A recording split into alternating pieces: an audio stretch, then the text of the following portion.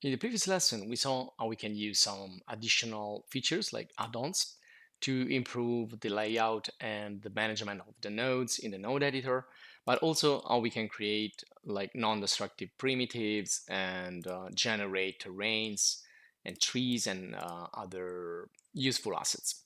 So we're going to continue and we're going to see more in this video.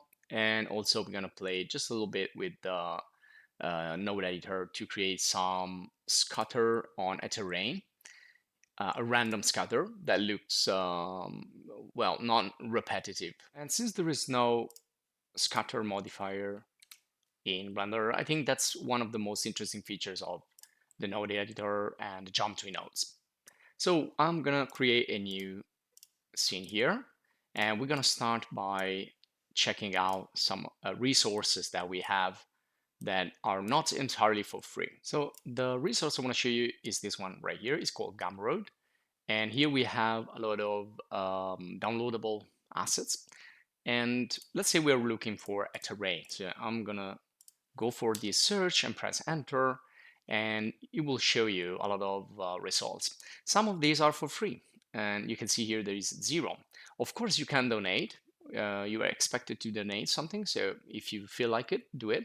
But essentially they are free, and also there are others that are for sale. So we have mixed resource again. Some of these free, some for sale.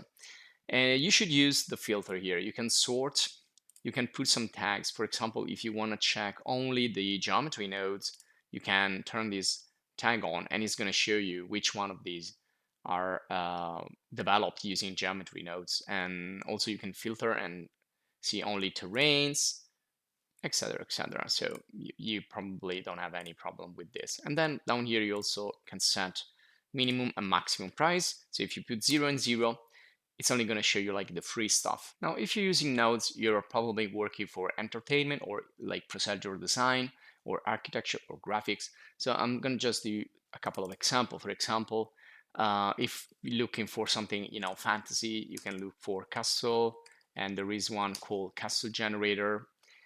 And also in the other videos, I'm going to show you more of this, but you can see some of these are free.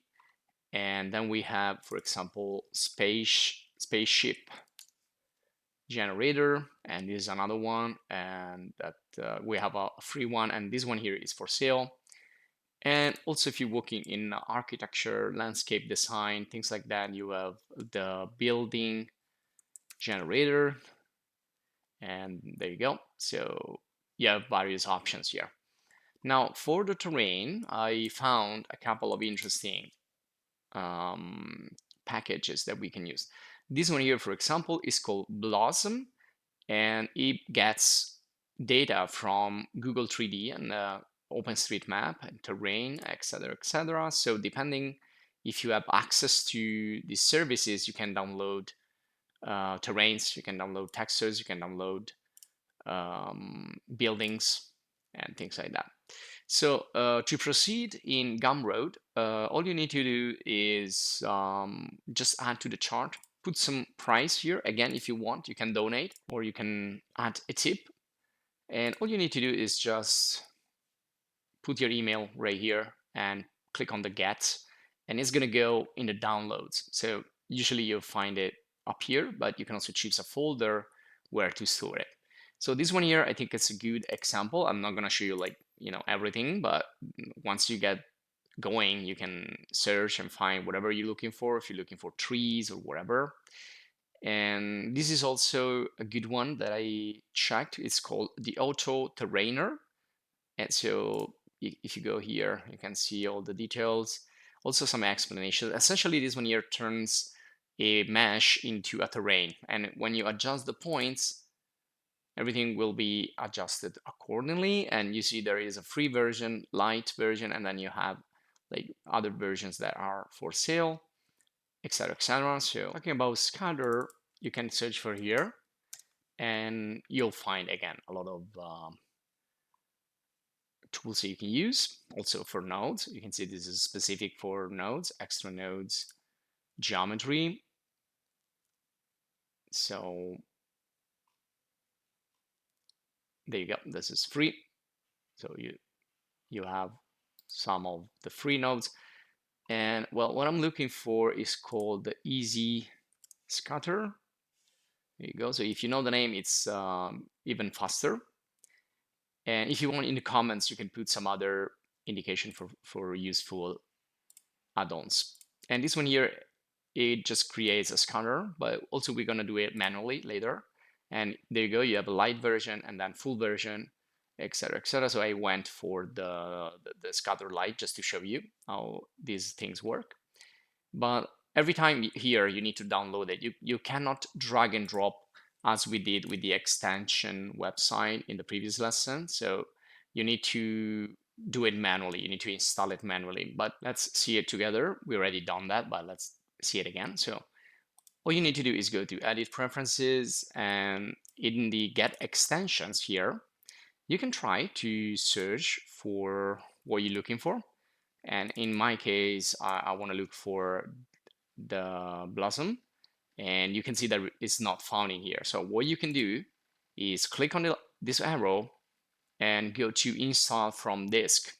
You click there, and in my case, I downloaded this in a new folder that I call Terrain, and I have sorry, I have another one, external add-ons, and there it is, Blosm. And also this one we installed it in another lesson. So you double click here, install from disk, and the job is done. If you do this, you should see the installed add-on in the add-ons section. So if I look for Blosm, there it is. And if I expand this, make sure it's activated, of course. Well, I can uninstall it. And also you see the terrain folder is to store the data that we're gonna get from OpenStreetMap.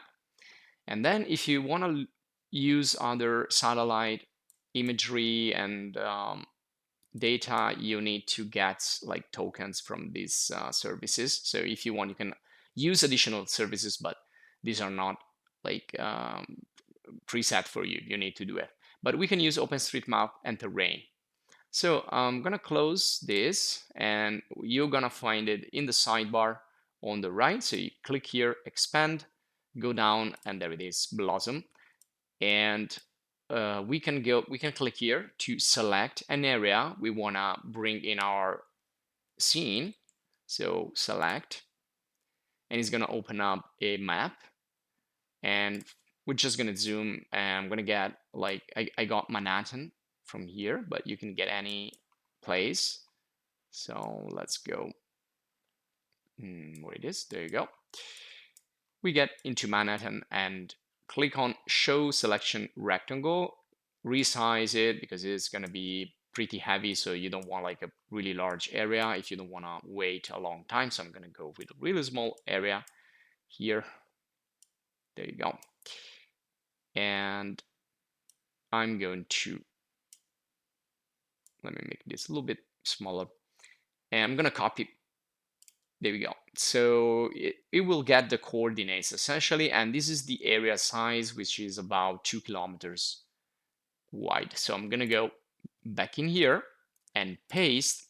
You can use the extent of your scene from the active object, but I'm just gonna go and import it. So here you can choose if it's gonna be an OpenStreetMap or a terrain or an image overlay, etc., etc. But for some of these, you need to have like the service activated. So I'm just gonna show you here the OpenStreetMap first. So import, and it's gonna take a while depending on the complexity of the area that you've chosen. And there it is. So I'm gonna zoom out because this is a really big scene. We are talking about kilometers. And if